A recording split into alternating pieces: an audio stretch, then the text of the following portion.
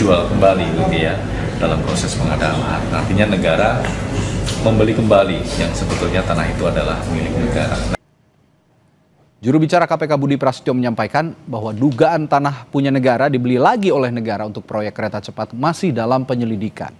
Penyidik masih mengusut adanya tanah atau lahan yang diduga punya negara, kemudian dikondisikan untuk dibeli kembali dalam proses pengadaan lahan. Dalam pengondisian seperti itu, Komisi Pemberantasan Korupsi juga terus menelusuri apakah memang ada markup dana atau tidak. Kami masih terus mendalami informasi-informasi yang kami peroleh baik di lapangan maupun dari permintaan keterangan kepada para pihak. Ya, jadi nanti kita akan terus menelusuri adanya tanah-tanah yang diduga punya negara kemudian dijual kembali gitu ya dalam proses pengadaan lahan. Artinya negara membeli kembali yang sebetulnya tanah itu adalah milik negara. Nah, modus-modus seperti ini masih terus didalami terkait dengan pengkondisian dalam proses pengadaan lahannya begitu.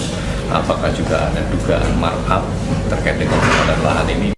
Kami kan tidak sedetil sampai kepada hal-hal yang mikro ya. Oke. Dan pembahasan dengan kereta cepat Jakarta-Bandung atau KCIC tentu membahas terkait dengan kesiapan pelaksanaan dan bagaimana ketersediaan penganggaran, kemudian kesesuaian dengan target dan tujuan awal, termasuk bagaimana pola B2B dan apa yang menjadi kendala persoalan pada waktu itu.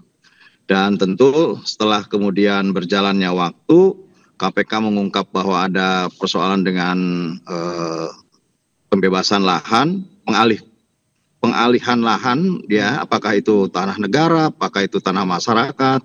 Tentu kalau ada hal-hal yang menyebabkan itu melanggar aturan tata peraturan good governance atau good corporate governance karena ini adalah B2B, kami persilakan untuk bisa mengungkap. Justru kalau bertanya kepada saya, ya tidak tahu karena prosesnya kami tidak sedetil itu sampai pembahasan terhadap pelaksanaan kegiatan proyek KCIC ini. Tapi mengingat DPR juga adalah lembaga pengawas eksekutif begitu ya, kinerja-kinerja eksekutif, perlukah nanti ke depannya misalnya paralel dengan proses penyelidikan dan penyidikan mungkin nanti ke depannya oleh KPK, perlukah juga ada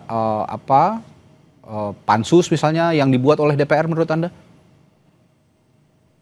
Ya tentu kalau nanti banyak hal yang mengakibatkan banyak persoalan dalam usia bisa saja, dan bahkan kami kan dulu juga pada waktu terjadinya cost overrun karena persoalan keterlambatan penyelesaian proyek kereta api, pembebasan lahan dan lain sebagainya, itu pun kami langsung meminta untuk pemeriksaan dilakukan oleh BPKP.